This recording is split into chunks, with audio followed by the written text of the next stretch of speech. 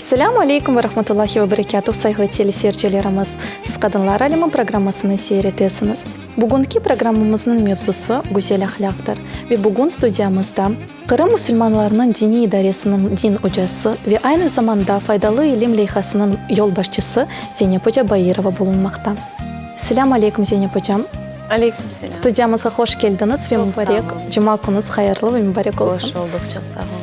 Zeynep Hocam, aslında güzel ahlak nedir ve güzel ahlak ve edepnin insaniyetke nasıl bir emniyeti vardır? Allahu Teala her bir insanı çeşit türlü kabiliyetlerle yaratan ve insanın gelip olacağı derecenin iki derece arasındaki vaziyetki kaldıra. Yani Allahu Teala bazı ayetlerde insanın meleklerden daha yüksek olup olacağını, onun yaratılganların en güzeli olganını kaydetmekte. Bazı ayetlerde ise insanın hayvanlardan daha beter olup olacağını, onun aşağılarının en aşağısı bile olabileceğini ifade etmekte. Yani demek ki bu dünyaya gelgen her bir insanın ya yaxşı bir insan olmak ya da yaramay bir insan olmağa bütün şansları vardır. Şimdi bu iki kategoriyasından birisine ait olmak neye bağlı deyip sorasak, elbette ki insanın nasıl bir insan olganına bağlı. Yani tamam da bu yerde bizler ahlakının mühim olganını, ehemmiyetini daha bir kere anlayamız. Ahlak demek nedir? İnsanın hareketleri, düşünceleri, onun yapkan bütün işleri, onun hareket tarzı, bütün bunlar ahlaktır. Yani bir insanın ahlakı ya güzel olabilir, terbiyesi de başka bir dille aytacak olsa, ya da bir insanın terbiyesi yaramay olabilir. Terbiyesi, ahlakı yaramay olan insanlar hakkında da Allahu Teala onlar hayvanlardan daha da aşağıdır gibi ifadesini kullanır. Yani ahlaksız bir insan hiçbir şekilde Allah'ın memnun edecek bir insan değildir. Onun için bir insan için, başta bir Müslüman için ahlak pek büyük bir ehemmiyet taşımakta. Yani bizim Müslüman kimliğimiz, nasıl bir insan oluşumuz bizim bütünlüğü Allah'ımızga, hareketlerimizge ve yapkan işlerimizge bağlıdır. Çok sağ olun hocam. Şimdi ise saygı teleseyircilerimiz bizim her zamanki dini nasihatlar rubrikamızını seyretmeye teklif etmemiz.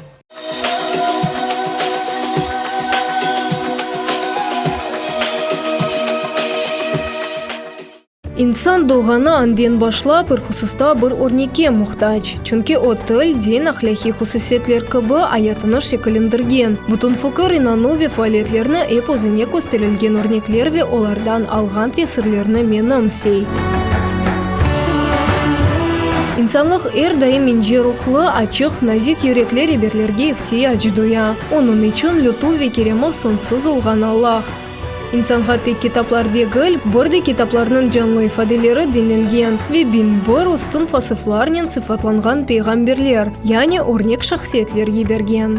Sevgili Peygamberimizin Muhammed Mustafa'nın sallallahu aleyhi ve sellem ahlakı sanki geniş bir deryadır. Başka peygamberlerinin ahlakı ise o deryaga tökülgen özenler derecesinde. O özünden evvel kelgen bütün peygamberlerinin bilingen ve bilinmegen, bütün fasıfları tamamının daha çoğuna sahip olgan, güzel ahlak ve tabiatlarının zirvesini teşkil etken.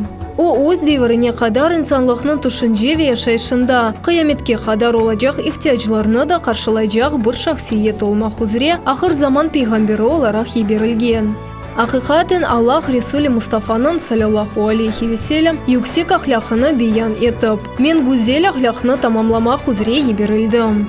Tarihte hayatının tamamı en ince tefsilatına kadar öğrenilgen tek peygamber ve tek insan Hazreti Muhammed Mustafa sallallahu aleyhi ve sellem'dir. Kur'an-ı Kerim'de Yüce Rabbimiz Peygamberimiz hakkında şöyle deyir: "Ant olsun ki, Resulullah siz için Allah'a ve ahiret gününe kavuşmakını umut etkenler ve Allah'ını çok zikretkenler için güzel bir örnektir." Hayatın türlü bela musibet ve sürprizleri karşısında özümüzni kurçalamak için şükür, tevekkül, kaderge razılık, belalarga sabır, fedakarlık, özünün ihtiyacı olgan halda başkasını düşünmek, cömertlik gibi yüksek ahlaki vasıflarını en güzel bir şekilde hayatımızga geçirmek gerekmez. Bütün bu hususlarda örnek riber olması için Allah'ın bütün insanlığa bağışlagаны en büyük mürşidi Kamil, beğenilgen, temiz, namuslu ve örnek hayatı ile Hazreti Peygamber Efendimiz sallallahu aleyhi ve sellem'dir. Bu iyilikle özümüzde bu güzel vasıflarını aşılamak için sevgili Peygamberimizin hayatını öğrenmeye şarttır.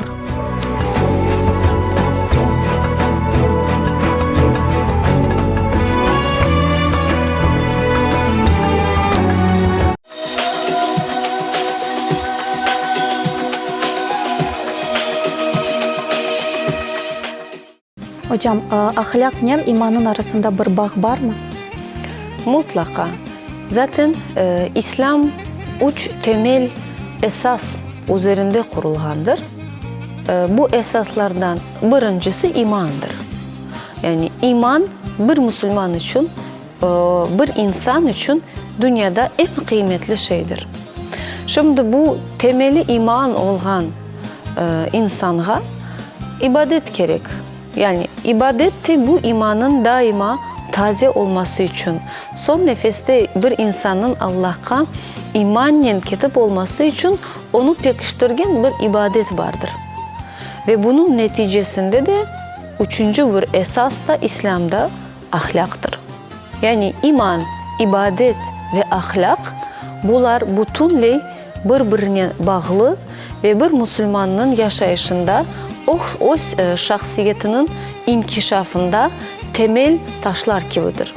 Nasıl ki ibadetsiz bir imanın insana faydası az olganı gibi, ahlaksız bir ibadetin de insana faydası o nispette fayda getirir. Yani aslında güzel ahlak demek, bu bizim çoğu insanın etiket olarak anlağanı bir ahlak anlayışı değildir. Yani en başta bunu bir özümüz için anlamamız gerek.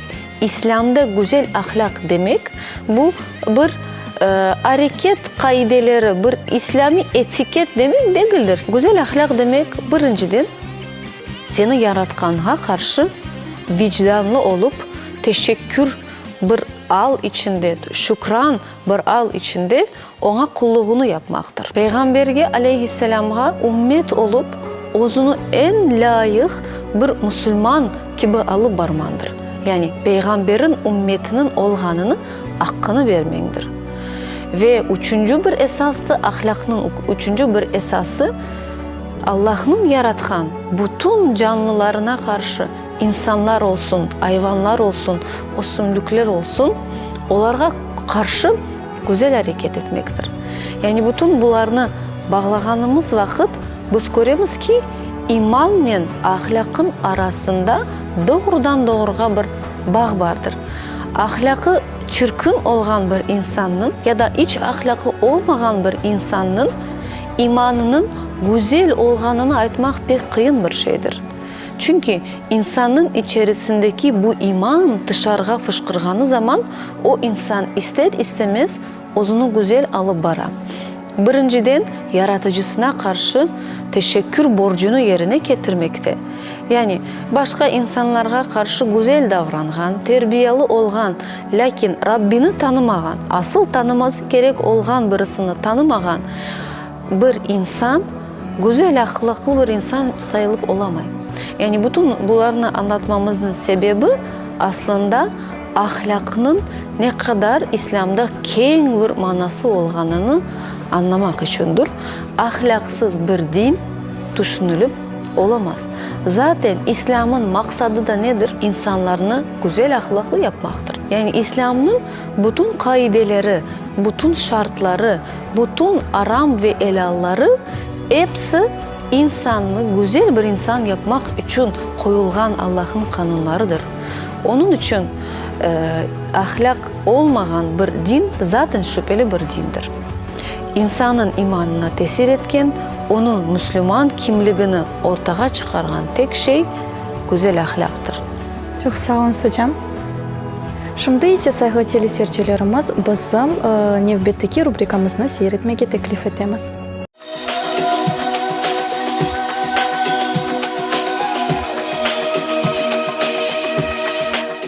Хиджаб киген мусульман қадын қызлары да бір ел евелсі урба меселесінден бір сыра қиыныкларға орайдылер. Белі ке 10 ел евелсі түгенларда келішіклі кейімні тапмаға қиын келеді. Әлбетті ке урбалар дене жиеттен талапларға ұйғын. Қафтанын озу виені ұзын олмалы басмасы есе шифаф олмамалы лазым. Ама бөлі кемдер о заманлары тижарет сасында аз дередеже раст келеді. Умумен алғанда бір шей алмақ үшін бірқач саат атта бірқач күн керек олайды. Бүгін еселі дини мода ислам қайдыларыне яқынлашты ве ади түкенларда да чоқ шелер тапмаға мүмкін. Меселі ұзын фистан, кардиган, явлуфлар ве башқа чешіп түрлі шейлер. 10 ел евелсі мода насыл еді ажыба. О вақытлары ислам динінде мода деген шей жоқ деген ибарелер мұсылманлар арасында айтылайды. Ама нафиледір қатылған сөзлер табике мода бар еді. О пансыз келген милли ресми олара кімсе тарафындан айтып көрсетілмеген. Кет-кете ебдінішіклер көрген яқын шарқ мемлекетлерінде таздықланған еді. Тау заманлары ислам дүниясының қайсы мемлекетінде яшаған қадын қызларының киімлері ве явлуқлар бағланмасына көре таны еділер. Бойле танылған үслубы Асия, Түркия ве Иран қызларында бар. О вақыт Қырым мұсылманларының өз үслубы да яратылмаған еді. Ер бұрысы озу бегенген ве сечкен ұрбаларыны кие еділер. Ләкин кет-кете мында да мода жетінден гөнелішлер пейда олды. 2005-2007 сенесі палантин популяр еді. Ама оны саде шекілде тақма еділер. Яни сақал түбінде төремейіп башының этрафында бағлаға еділер. Палантин не қадар ұзын бекен олса, о қадар чешіт бағланмасының имканлары да мевжут еді. Бірінші басамақта палантин явлықны башынан артында бағлаған еділер. Бір ұджу пек қысқа екіншісі есе бұтын ұзынлыққа қалайды. Оны сақал түбінден кечіріп, энседе тұттырып, еді аксине құлақлар ве бойыны қапатмақ үшін чешіт бағланма ұсыларының қуына еділер. О вақыт ислам дүниясында белі олған Алямира адлы хиджабның чешті Қырымда да танылды. Ама бізде о бони деп адландырылды. Бұл шей екі қысмадан, яни қалпақ ве трапеция шекіліндекі баш киімінден барет. Алямира топызлы именен пек ütілмей. Бұның үшін пек ұнайтлы тез ве қолай келген шей оларақ сечілген еді. Хиджабның бойле чешіті чалышқан қадынларға пек келеші, чүнке оларның бақты пек аз. Бони баш киімнің чоқ чешітлері бар еді. Олар ярық барлақ қою ренклі түслер ұзынлығы да түрлі оянен безетілген яда ади ола білелер. О заман оларны мұстақыл оларақ, яни қошма аксессуарсыз кие еділер. О зонайтлық üçün о бүгінгі күнде де қоланмақта. 2008 сенесінден башлап Түркия хиджаб модасы, яни 4 көшілі атлас явлуқлары рағбетлігіні қазанған еділер. 2009-2011 сенелеріне қадар мод олған еді. Оларны сақал түбінде тұттырып, ұжыларны чеші түрлі ұсуларының бағла еділер. Бұл шейні ем көлмек, ем ұзын фистанен, емде туника вештанларнен кие еділер. Қырым мұсылман қадынларының модасы есе башқа бір үслюпнен белі. Қыз ве қадынлар өз тышқы көрінушіні моданың сонки янлықларға іч бағламайлар. Ама бұна бақмадан модадан да вазгечмеділер. Олар мод дизайнерлерінің тефсилеріне емиет берерік, өз қияфетіні ислам қайдылеріне сасланып, яратмаға ұнытмайлар. Бұны дайыма ақылында тұтмақ керекміз.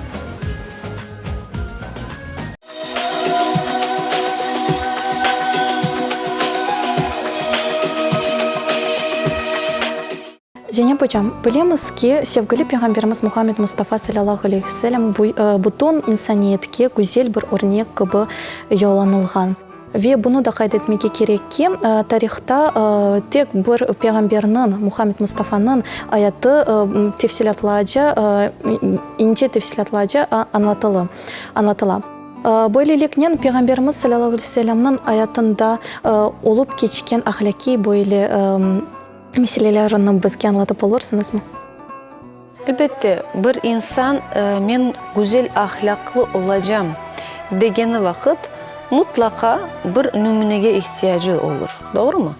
Yani güzel ahlak nasıl bir şeydir degeni vakit mutlak bir örnek kıdırır ve bu örnekini Allah zaten bizlerge berdi.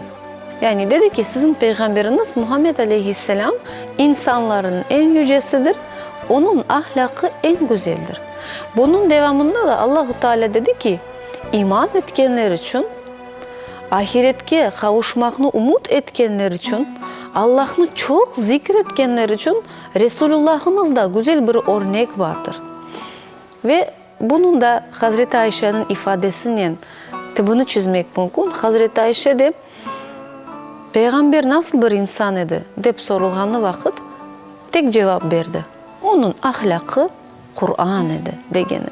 Demek ki bizim Müslüman olarak bilmemiz gerek olan birinci şey peygamberimiz hakkında, onun güzel ahlakı hakkında bu onun Kur'an'ın canlı bir timsali olgandır. Yani Kur'an-ı Kerim ne kadar Allah'ın mükemmel bir sözü ise Peygamberimiz Aleyhisselam'ın ayatı aynı bu derecede mükemmel ve bütün eksiklerden uzak bir yaşayış.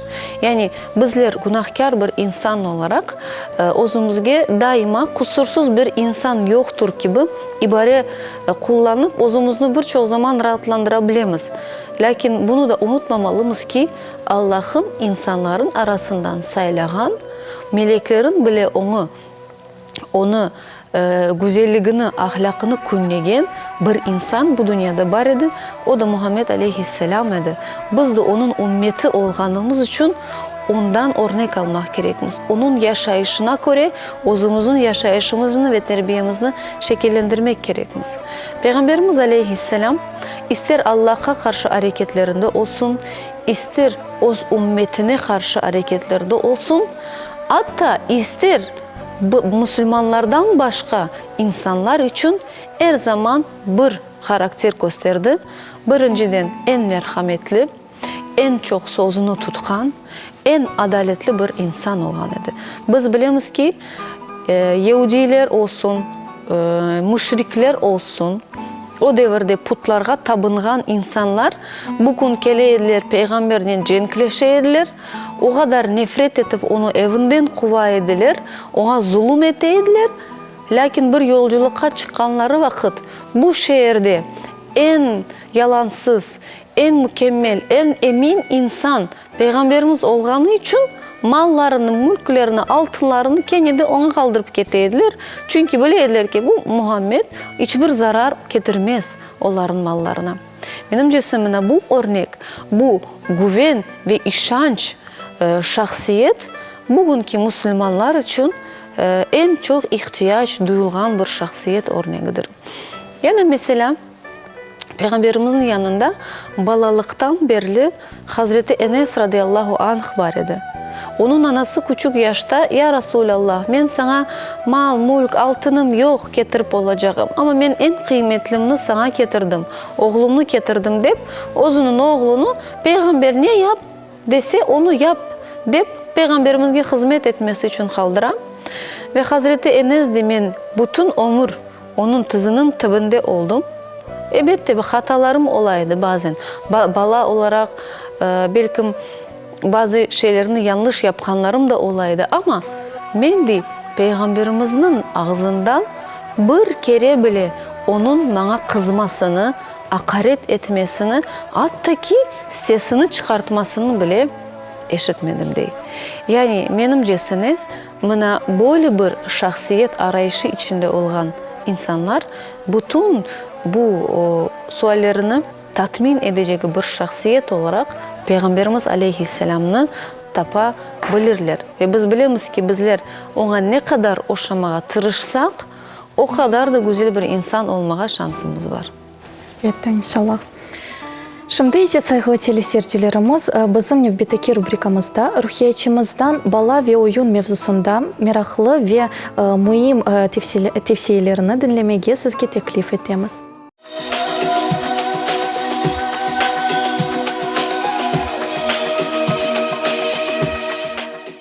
Bala için oyun bu onun mektep evvelsi yapkanı en aktif bir faaliyetlerinden biridir.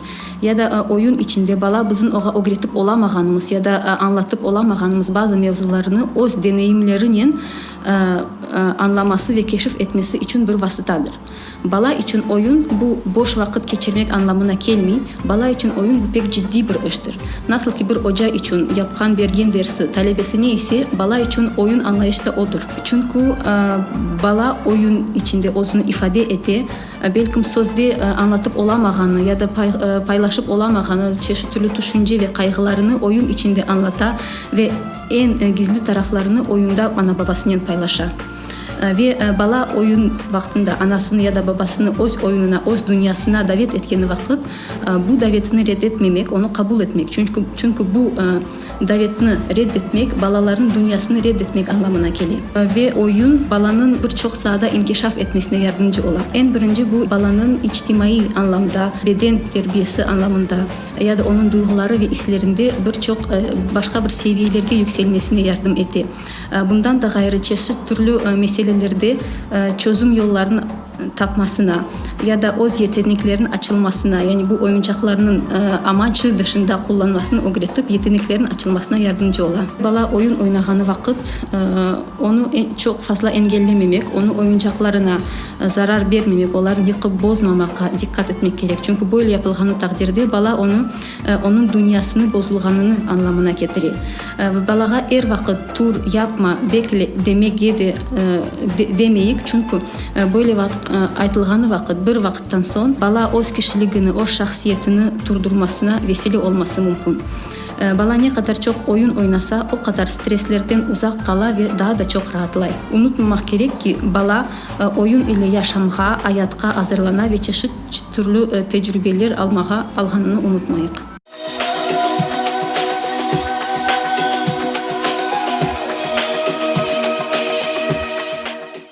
Zeynep hocam, eğer bir insan özünde güzel ahlakını geliştirmeye istese, yaramay tabiattan da uzaklaştırmaya niyeti olsa, bu insan nelerini yapmalı? Birinciden insanın bunu anlaması gerek. Yani bütün bu teşebbüsler, özünü güzel tarafka dönüştürmeler onun için ne için gerek? Birincisi bu onun Allah'ın razılığını kazanmak için gerek. Çünkü tekrar etemiz, çünkü bu mühim bir husus. İnsan ne kadar ibadetli olsa olsun, eğer ahlaksız bir insan olsa, onun bu ibadetinin ona faydası azdır. Bunu anlaması gerek. İkinciden, Allah'a olan korkusunu ve sevgisini pekiştirmek için ibadetke daha çok sarılması gerek. Ve en mühim hususlardan birisi de güzel bir çevre oluşturmak. Yani insanın yaramay terbiyesine en çok ne tesir eder? Başka bir insan tesir eder, doğru mu? İnsan özüne men yaramay olmaz. Bir bala yaramay terbiye görgen ise onun yanında yaramay terbiye göstergen ana ve baba vardır. Eğer bir bala büyük yaşta bir hatalar yapa ise, yalancılık gibi çirkin hareketler yapa ise, demek ki onun yaşayışında bunu yapan diğer insanlar vardır. Yani Allahu Teala bizlerini böyle yarattı. Bizler birbirimizden tesirlenemiz, etkilenemiz. Onun için Müslümanlar için güzel bir tavsiye, ahlakını güzelleştirmek isteyen bir insan, güzel ahlaklı insanların yanında çokça olması gerek. Böyle bir vaziyette o istese de istemese de onların güzel al ve hareketleri ona geçer. Peygamberimiz Aleyhisselam bunu nasıl bir şekilde bizlerge örnek olarak anlata?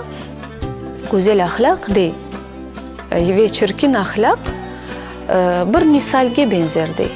Bir misler, kokular, güzel parfümler satılgan magazinde oturup o magazinden birisi almayan bir insan olsa bile de birisi tek o yerde bulunmakla o özüne güzel koku alır ve o da zamanla güzel kokumak başlar. Başkası da eğer temircilikle uğraşılgan yaramay kokuların olğanı bir yerde devamlı bulunsa da o yerden istese de istemese de o kokuyla ayrılır değil. Yani Peygamberimizin bu tavsiyesinde Müslümanlara daima verilgen bir nasihat vardır. Çevrenizni güzel insanlarla doldurunuz inşallah. Çok sağ olun Zeynep hocam. Afsus ki programımız sonuna yetmekte. Programımızı yarıştırganınız için çok sağ olun. Allah razı olsun cümlemizden. Sevgili Muhammed Mustafa sallallahu aleyhi ve sellem'nin ayatı bütün insanlarga kıyametke kadar büyük bir örnektir. Onun vasıflarından özümüzge de almak için onun ayatını öğrenmeye şarttır. Biz sevgili teleseyircilerimiz sizden gelecek programımıza kadar sağlıklaşamız. Esselamu aleykum ve rahmetullahi ve berekatuhu.